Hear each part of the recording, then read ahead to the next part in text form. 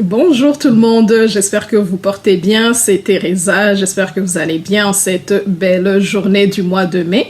Et j'ai donné à mon partage cette semaine le titre de « Es-tu prêt pour le jour de la bénédiction ?» C'est sûr que c'est un titre qui paraît un peu particulier, mais j'ai expérimenté cela cette fin de semaine.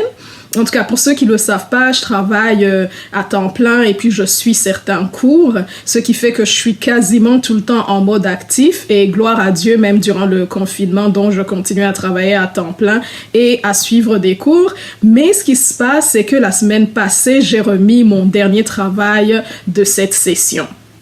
Ayant remis le travail de fin de session, donc je me lève samedi matin quand mon réveil sonne et puis comme d'habitude, je saute du lit pour commencer ma journée et tout ça. Je suis vraiment en mode actif et j'entends comme une petite voix qui me dit « Ok, mais tu te hâtes pour faire quoi? Tu te hâtes pour faire quoi? » Et je jette un coup d'œil rapide et je me rends compte qu'il n'y a même pas grand ménage à faire parce que tout est quasiment rangé et je me dis ok, effectivement, pourquoi je me presse et pourquoi je me hâte. Je me rends compte que j'ai 2 belles 24 heures qui sont là devant moi et que je n'ai aucune idée de ce que je pourrais faire de ces 24 heures-là. C'est sûr que vous me diriez, ben non, c'est sûr on a tout le temps quelque chose à faire, ne fût-ce que peut-être au pire se louer ou ben sortir tous mes films, mes séries préférées, m'acheter des chips et relaxer dans mon sofa, ce qui serait pas une mauvaise chose en soi, mais disons, je me suis dit, ok, mais j'ai 24 heures qui sont devant moi et je n'ai absolument quoi faire, j'ai rien planifié pour ces 24 heures-là qui se présentent devant moi, d'où l'idée m'est venue, je me suis dit, Dieu peut nous envoyer une bénédiction et elle nous tombe dessus et on n'a absolument aucune idée de quoi faire de cette bénédiction parce qu'on ne s'est pas préparé.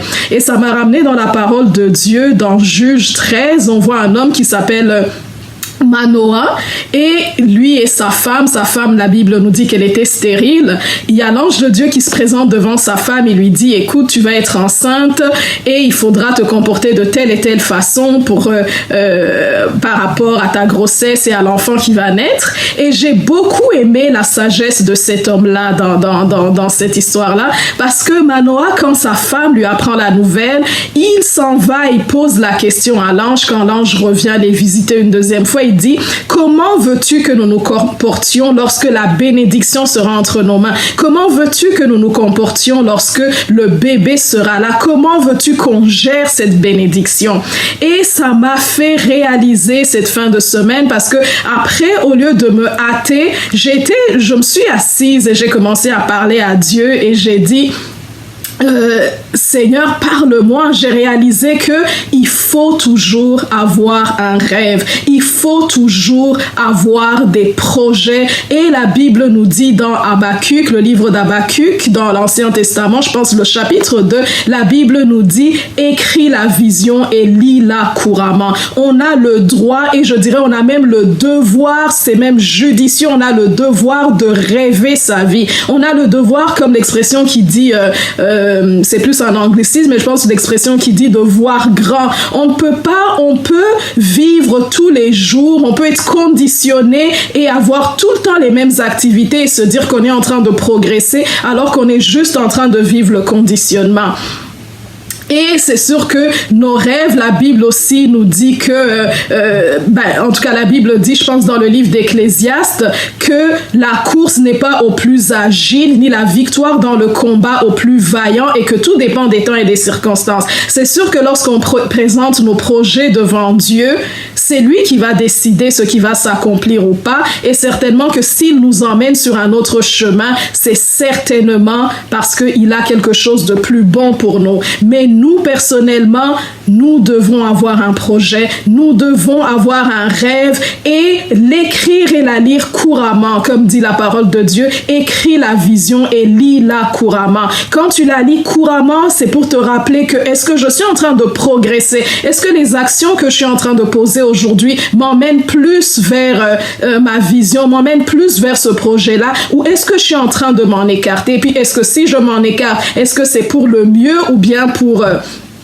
ou bien c'est une mauvaise chose que je m'en écarte. Et puis après, on prie, on présente à Dieu notre projet, à l'instar de la mère de Moïse, Jochebed, qui avait un enfant, qui avait ce rêve, ce bébé qu'elle ne pouvait malheureusement pas garder à cause des circonstances et de la situation politique de l'époque. Donc, elle a été obligée de prendre son rêve, elle l'a mis dans un panier, elle l'a déposé au bord du Nil et elle a demandé à Dieu et elle a juste prié, elle a abandonné son rêve entre les mains de Dieu, elle a abandonné ce rêve entre les mains du destin, comme on dirait communément, et c'est Dieu qui a fait avancer le projet. On peut prendre notre projet, on écrit notre vision, on écrit notre rêve et on travaille dessus, mais on le dépose comme dans un panier, comme dans une requête, on le présente devant Dieu.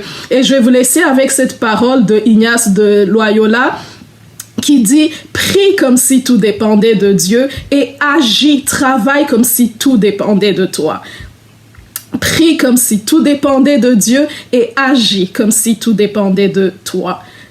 Donc, je vous laisse avec cette parole-là.